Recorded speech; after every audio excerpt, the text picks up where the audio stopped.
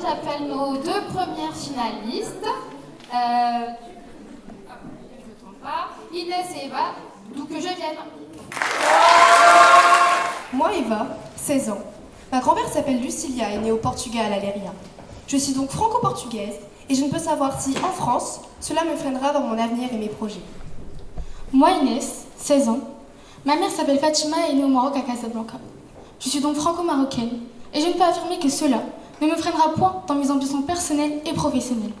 Aujourd'hui, nous luttons contre les discriminations faites aux jeunes issus de l'immigration en France. Un tiers de la population française de moins de 60 ans a en effet des origines immigrées. Un tiers. 9% sont nés hors de France et de nationalités étrangères. 12% ont au moins de leurs parents immigrés. Et 10% ont au moins de leurs grands-parents étrangers venus en France. Les jeunes issus de l'immigration, dans leur difficulté à trouver du travail, font une expérience quotidienne et répétée des discriminations de classe sociale et d'origine ethnique. La société à laquelle ils appartiennent leur tend le miroir, déformant de leur capacité à s'insérer. Séduits par le mirage de l'égalité des chances, ils intègrent des humiliations en lieu et placent un désir de reconnaissance qui reste souvent sans écho. En France, depuis les années 80, nous assistons aux revendications identitaires des populations issues de l'immigration. Pourquoi ?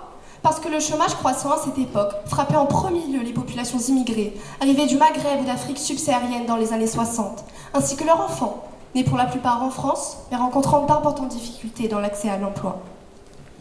La discrimination à l'emploi par rapport aux jeunes d'origine étrangère ou étrangers n'est pas forcément liée à la rareté de l'emploi, mais soi-disant au profil des demandeurs qui ne correspondraient pas au poste. Tout cela est bien sûr interprété en termes de racisme par les jeunes d'origine étrangère.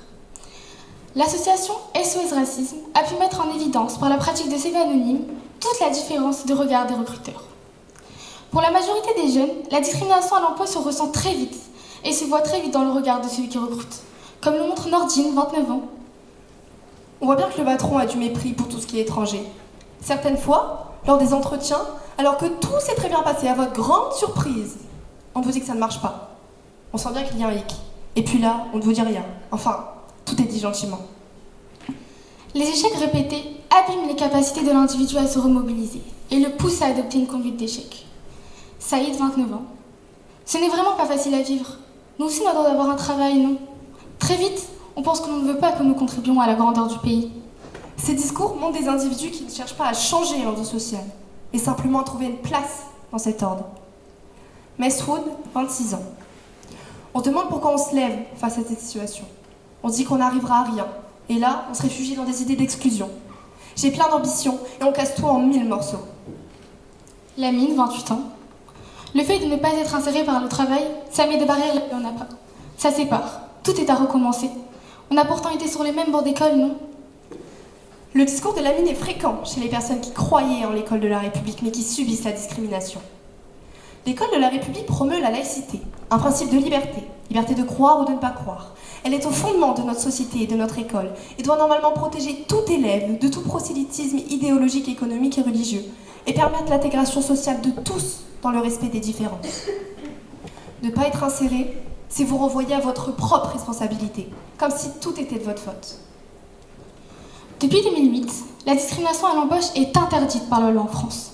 Pourtant, depuis 2008, trop de candidats à l'emploi viennent buter sur le mur des discriminations. De nos jours, il existe différentes associations qui luttent au quotidien contre ce phénomène de discrimination de notre pays. L'association EVA, Enfants venus d'ailleurs, a été créée par des soutiens parisiens des mineurs isolés étrangers, dont certains sont impliqués sur le terrain depuis des années, notamment sur les campements de rue. Ces personnes solidaires sont enseignants, juristes, professionnels de santé, travailleurs sociaux, artistes et encore. EVA accompagne les mineurs et jeunes majeurs étrangers en France sans que ces jeunes soient mineurs, que ces jeunes soient migrants ou réfugiés dits économiques. Ces adolescents sont venus du Soudan, d'Érythrée, de Mali, de Côte d'Ivoire, d'Afghanistan, du Pakistan, entre autres, pays fuyant la guerre, les massacres, la misère et la dictature.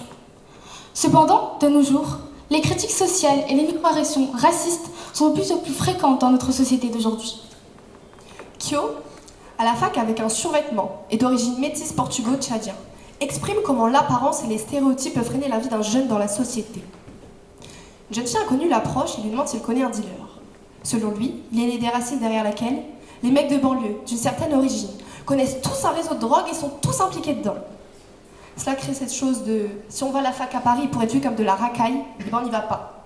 Ce qui fait que beaucoup de jeunes se rabattent sur des facs de banlieue et y restent, et du coup ne sortent pas de leur environnement. Chose qui après leur est reprochée. Vous ne sortez pas, vous n'essayez pas de voir le monde. Mais quand le monde te dit « Regarde, tu es comme tes potes, vous n'êtes bon qu'à foutre la merde », tu n'as pas envie de lui parler au monde, c'est pour qu'il te manque de respect. La Déclaration universelle des droits de l'homme a été publiée le 10 décembre 1948. Ce document fondateur continue d'être pour chacun d'entre nous une source d'inspiration pour promouvoir l'exercice universel des droits de l'homme. Dans cette chère déclaration, l'article 7 dit « Tous sont égaux devant la loi, et tous ont droit, sans distinction, à une protection égale de la loi. Tous ont droit à une égale protection contre toute discrimination qui violerait cette présente déclaration, et contre toute provocation à une telle discrimination. » Nous devons donc continuer sous ces fondements afin de prioriser l'égalité et la fraternité de tous citoyens immigrés ou non dans notre pays. Pour que Nordine, Saïd ou Messoud puissent se sentir enfin à leur place et respectés avec autant de dignité qu'Antoine, Romain ou Mathieu. Pour que moi, Eva, Moi, Inès, jamais nous ne souffrions d'une quelconque discrimination sur nos origines. nous plaidons donc une égalité de tous les individus et une abolition de toutes ces discriminations, afin que tout citoyen français, de quelconque origine, puisse se sentir pleinement à sa place dans notre pays et libre d'exercer ses fonctions. Merci.